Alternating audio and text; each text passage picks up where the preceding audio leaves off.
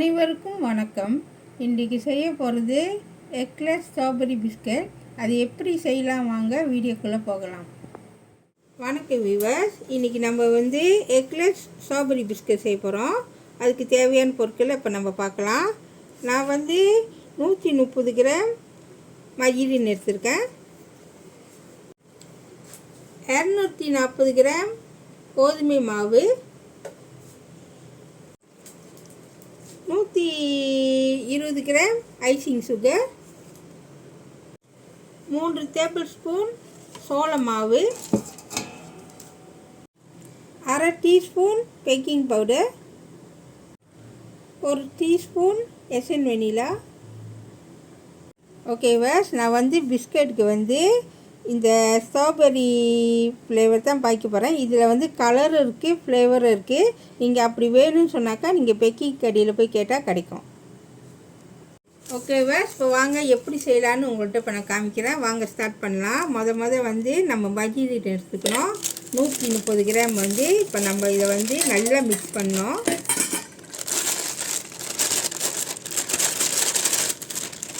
ஓகேவாஸ், இப்போ நம்ம இந்த மர்கரீனை நல்லா மிக்ஸ் பண்ண போகிறோம். ஓகேவா, இப்போ நல்லா மிக்ஸ் பண்ண வேண்டியதான். ஓகேவா, இப்போ நல்லா மிக்ஸ் பண்ணிகிட்டு இருக்கும்போது நம்ம என்ன செய்வோம், ஐசிங் சுகர் சேர்த்துக்க போகிறோம். உங்களுக்கு இனிப்பு எவ்வளோ வேணுமோ அது தந்தாப்புல நீங்கள் போட்டுக்குங்க. போட்டு நல்லா மிக்ஸ் பண்ணணும்.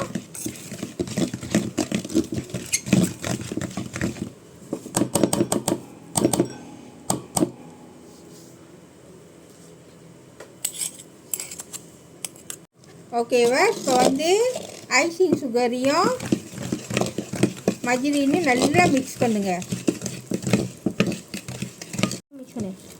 ஓகேவா, அடுத்தது நான் எசன் வெனிலா நான் சேர்த்துக்க வரேன். இதில் ஒரு மூடி இதில் சேர்த்துக்குவோம். சேர்த்து நல்லா மிக்ஸ் பண்ணுங்கள்.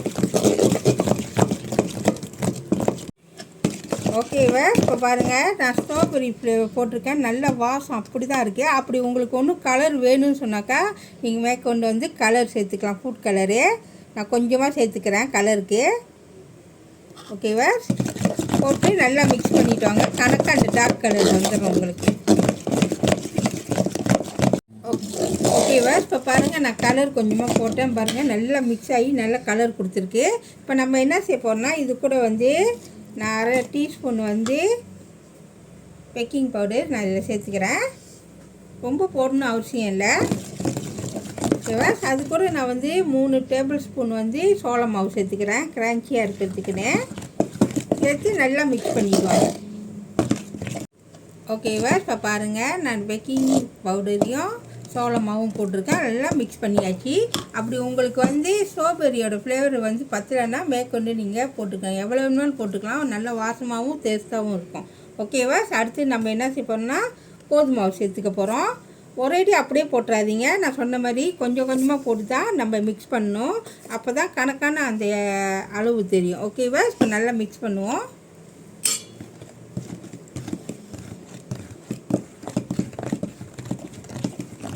ஓகேவா, இப்போ நம்ம கையில் பழி போகிறோம். கரண்டி ரொம்ப கஷ்டம்.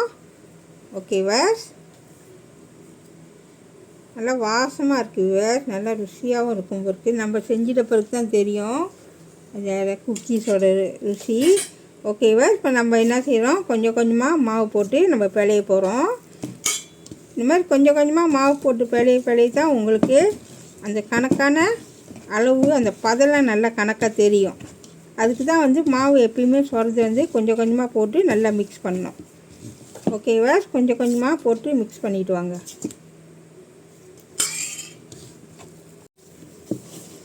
ஓகேவா, இப்போ பாருங்கள், நல்லா மிக்ஸ் பண்ணியாச்சு. நான் எல்லா மாவும் போடலை. பாருங்கள், எக்ஸ்ட்ரா மாவு நான் வச்சுருக்கேன் பாருங்கள். அதுக்கு தான் சொல்கிறது கொஞ்சம் கொஞ்சமாக போட்டு நம்ம நல்லா மிக்ஸ் பண்ணணும். ஓகேவா, இப்போ பாருங்கள், நல்லா மிக்ஸ் பண்ணிட்டேன். இப்போ நம்ம இதை என்ன செய்யணும்னா ஒரு 5 நிமிஷம் மூடி வைக்கணும். மூடி வச்சுட்டு அதுக்கப்புறம் நம்ம பிஸ்கெட்டு செய்வோம். ஓகேவா, ரெடி ஆயிடுச்சு. ஓகேவா, இப்போ 5 நிமிஷம் ஆச்சு. பாருங்கள், மாவு நல்லா சாஃப்டாக இருக்குது. இப்போ நம்ம என்ன செய்ய போகிறோம்னு சொன்னாக்கா இந்த ஆச்சு நான் பாய்க்கிறேன். இதில் வந்து இந்த நடுவில் பூ வச்சுருக்குல, இது தான் நான் பாய்க்க போகிறேன். இப்போ வாங்க எப்படி பாய்க்கலான்னு காமிக்கிறேன்.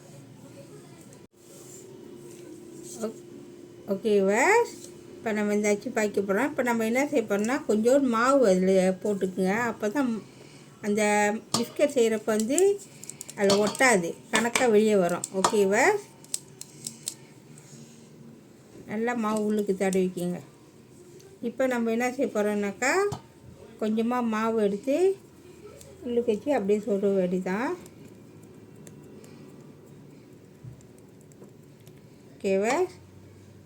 ஓகேவா, நான் ஒரு கத்தி எடுத்துக்கிட்டு, சின்னதாக கத்தி, அதில் வச்சு அப்படியே இந்த மாவை தள்ளி விடுங்க. ஒரு தட்டுனீங்களா அந்த பிஸ்கெட்டு வெளியே வந்துடும். பாருங்கள் எப்படி இருக்குன்னு. இப்படி தான் தொடர்ந்து நம்ம செய்ய போகிறோம். ஓகேவா, நான் ஒன்றொரு இப்போ உங்கள்கிட்ட காமிக்கிறேன். லேசாக மாவு போட்டுக்குங்க.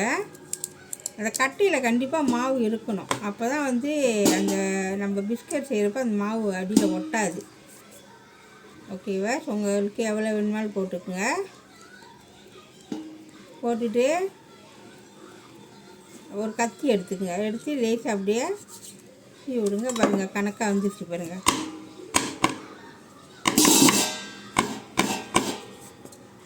ஓகேவா, இப்போ பாருங்கள் ரெண்டாவது அச்சிலையும் வந்துருச்சு. இதேமாதிரி தொடர்ந்து செய்யுங்க. ஓகேவா, இப்போ பாருங்கள் நான் செஞ்சு முடிச்சிட்டேன். மொத்தம் வந்து எனக்கு 3 தட்டு வந்துச்சு. இப்போ நம்ம என்ன செய்ய போகிறோம்னா, அவனில் வச்சு பேக் பண்ண போகிறோம். 150 செல்சியஸ் 15லேருந்து 20 நிமிஷம்.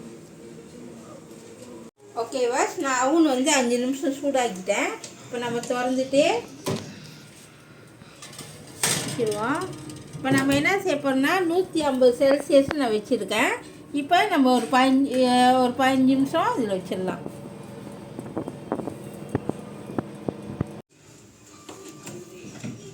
ஓகேவா, வெந்துருச்சு. இப்போ நம்ம எடுக்க போகிறோம். பாருங்கள் நல்லா வெந்துருச்சு. நல்லா பொசுன்னு கொஞ்சம் நல்லா பெருசாக இருக்குது. சுவையான எக்லெஸ் ஸ்ட்ராபெரி பிஸ்கட் ரெடி ஆயிடுச்சு. இதை கண்டிப்பாக வீட்டில் செஞ்சு பாருங்கள். இந்த வீடியோ பிடிச்சிச்சுன்னா மறக்காமல் லைக் பண்ணுங்கள், ஷேர் பண்ணுங்கள், சப்ஸ்கிரைப் பண்ணுங்கள். பக்கத்தில் உள்ள பெல்லை கிளிக் பண்ணுங்கள்.